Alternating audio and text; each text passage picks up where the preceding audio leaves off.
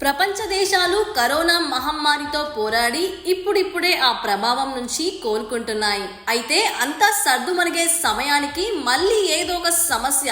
ఇక అసలు విషయానికి వస్తే యూరప్ దేశాల్లో నివసించే వారిపై ప్యారెట్ ఫీవర్ తీవ్ర ప్రభావం చూపుతోంది.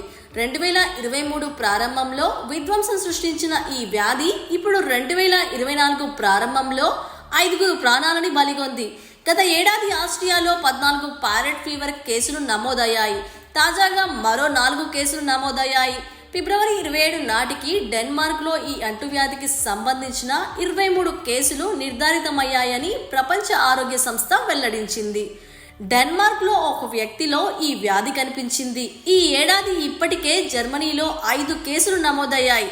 US centres for disease control and prevention తెలిపిన వివరాల ప్రకారం పెంపుడు జంతువులు లేదా అడవి పక్షులతో అనుబంధం కలిగిన వారే అధికంగా ఈ వ్యాధి బారిన పడుతున్నారని ప్రపంచ ఆరోగ్య సంస్థ తెలిపింది.